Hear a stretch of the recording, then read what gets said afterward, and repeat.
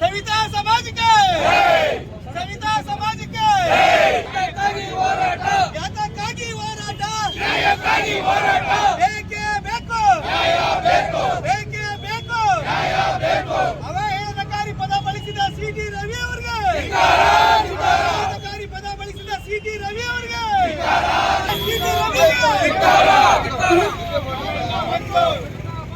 ನಾವೆಲ್ಲ ಒಂದು ನಾವೆಲ್ಲ ಒಂದು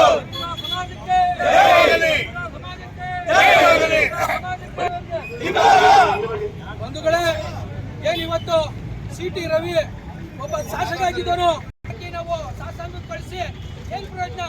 ವೋಟ್ ಹಾಕೋ ಗಂಟ ಎಲ್ಲಾ ಜಾತಿನೂ ಒಂದೇ ಅಂತಾರೆ.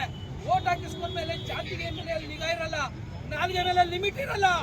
ಇಂಥವ್ರಿಗೆಲ್ಲ ನಾವು ಶಾಸಕರು ಹಾಕಬೇಕು. ಸವಿತಾ ಸಮಾಜದವ್ರ ಬಗ್ಗೆ ಏನು ಮಾತಾಡ್ತಾರೆ? ಸವಿತಾ ಸಮಾಜ ಬಗ್ಗೆ ಸಿಟಿ ರವಿ ಅವರು ಇವತ್ತು ಹೇಳಿಕೆ ಕೊಟ್ಟಿದ್ದಾರೆ, ಜಾಮ ಅನ್ನೋ ಮಾತನ್ನ ಬಳಸಿದ್ದಾರೆ.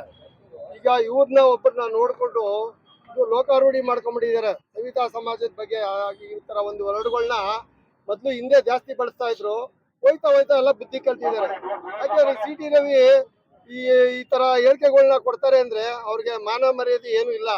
ಅವ್ರ ಮಾನ ಮರ್ಯಾದೆ ಮೂರು ಬಿಟ್ಟಿದ್ದಂತ ಒಬ್ಬ ಮಾಜಿ ಮಿನಿಸ್ಟ್ರು, MLA ಆಗಿದ್ದವನು MLC ಆಗವ್ರಿ, ತಿಳುವಳಿಕೆ ಇಲ್ಲ. ಈಗ MLC ಲೆವೆಲ್ಗೆ ಹೋಗವನೆ, ಇನ್ನೇ ಮುಂದೆ ಹೋದ್ರೆ ಮನೇಲಿ ಕೂತಿರ್ಬೇಕಾಗ್ತದೆ. ಯಾಕೆಂದ್ರೆ ಸವಿತಾ ಸಮಾಜದವರು ಎಲ್ಲಾ ಜಾತಿ ಜನಾಂಗದವರು ಮಂಗಳವಾದ್ಯನ ನುಡ್ಸಕ್ಕೆ ಪ್ರತಿ ಒಂದು ಒಳ್ಳೆ ಕಾರ್ಯಕ್ಕೆ ಉಪಯೋಗಿಸೋದೇ ಮೊದಲನೇ ಬಾರಿ ಮಂಗಳವಾದ್ಯನ. ಒಂದು ಮದುವೆ ಆಗ್ಲಿ, ಒಂದು ದೇವ್ರ ಕಾರ್ಯ ಆಗ್ಲಿ, ಒಂದು ಶುಭ ಕಾರ್ಯ ಆಗ್ಲಿ, ಒಂದು ನೆರವೆ ಆಗ್ಲಿ, ಯಾವುದೇ ಒಂದು ಕಾರ್ಯಕ್ರಮ ಮಾಡ್ಬೇಕು ಅಂದ್ರೂ ಮಂಗಳವಾದ್ಯನ ನೆನ್ಸ್ಕೊಂತಾರೆ. ಆ ಸಮಾಜಕ್ಕೆ ಕೆಟ್ಟ ಹೆಸರು ಬರಕ್ಕೆ ಯಾವುದೇ ಕಾರಣಕ್ಕೂ ನಾವು ಇನ್ ಮುಂದೆ ಬಿಟ್ಕೊಡಕ್ ಹೋಗಲ್ಲ.